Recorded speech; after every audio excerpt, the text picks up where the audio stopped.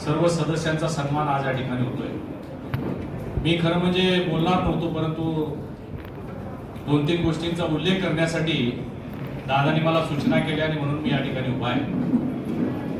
यावेळीची निवडणूक एक वेगळ्या स्तरावर झालेली निवडणूक आपण सगळ्यांनी पाहिली। आजपर्यंतच्या अनेक निवडणुकांपेक्षा कितीतरी पटीनं ही वेगळी निवडणूक होती। वेगवेगळे पक्ष होते, वेगवेगळ्या पद्धतीच्या प्रचार यंत्रणा वापरल्या गेल्या आणि त्यामुळं फक्त समीकरण सांगण्यासाठी मी या ठिकाणी उभा आहे। काही लोक सांगतायत की आम्ही जिल्ह्यात नंबर 1 आहोत, काही लोक पराभूत होऊन सुद्धा गुलालात नाचत होते। अशा अनेक गोष्टी आपल्याला पाहायला मिळाल्या। मुद्दा म्हणून मी आपल्या उभा आहे। यावेळच्या ज्या जिल्हा परिषदच्या निवडणुका झाल्या त्यामध्ये आपण 41 जागा लढवल्या, 12 विजय झाल्या। राष्ट्रवादीनं 40 उभा केल्या, 20 जिंकल्या। काँग्रेसनं 38 उभा केल्या, 14 जिंकल्या। शिवसेनेनं 32 उभा केल्या आणि 9 जिंकल्या। परंतु या सगळ्याचे मतदान जर बघितलं तर जिल्ह्यात सगळ्यात जास्त मतदान कुठल्या पक्षाला झालं असेल तर ते भारतीय जनता पार्टीला झालेलं आहे। 3,42,940 भारतीय जनता पार्टीला आहे।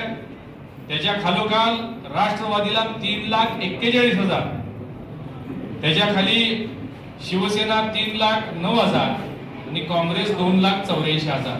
या अर्थानं भारतीय जनता पार्टी आज जिल्ह्यामध्ये मोठा भाऊ आहे हे सांगण्यासाठी मी आपल्या मला चेहरे असे थोडेसे जिंकून सुद्धा फार काय शापुरे सोडले तर लय पण असलेले दिसत मला। तुम्ही सगळेजण सत्तेत आलेला आहात, 5 वर्ष तुम्हाला सगळ्यांना पद मिळणार आहे।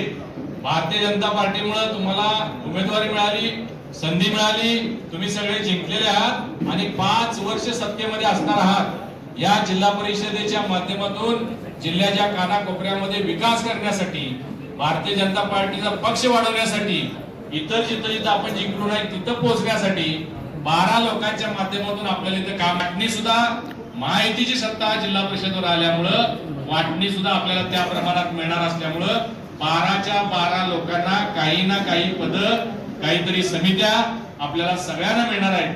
यामुळं आपण सगळ्यांनी उत्साहानं इथून पुढे सगळ्या या प्रक्रियेमध्ये राजवर्धननी सांगितल्याप्रमाणे या सगळ्या प्रक्रियेमध्ये आपण राहा। संख्या कुणाची किती आली ठीक आहे, 20 आली, 15 आली, 14 आली।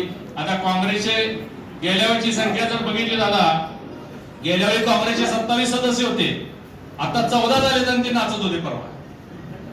आमचे 14 चे 12 झाले, आमचे 2 कमी झाले।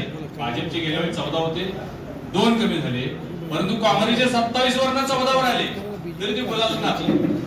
राष्ट्रवादीचे 25 वरून 20 वर आले, म्हणजे आपलं फार नुकसान झालेलं नाही। परंतु मी तुमच्या फक्त माहितीसाठी सांगतो की आपल्याला भविष्य काळ फार उज्ज्वल आहे। पुढच्या दृष्टिकोनातून ही निवडणूक महत्वाची होती। पक्षाने जे विश्वास आपल्यावर टाकला तो विश्वास सार्थ करण्याचं काम तुम्ही सगळ्यांनी केलंय। 2-3 तालुक्यांमध्ये पंचायत समितीमध्ये सुद्धा आपला वाटा असणार आहे, त्यामुळे त्याचा सुद्धा वापर आणि उपयोग आपल्या तालुक्यातील विकासासाठी, पक्षवाढीसाठी आपण सगळ्यांनी केला पाहिजे। पुन्हा एकदा आपल्या सगळ्यांचं अभिनंदन करतो। भारतीय जनता पार्टी मोठा भाऊ आहे म्हणूनच आपण सगळीकडे मिरवलं पाहिजे एवढीच विनंती करतो। धन्यवाद।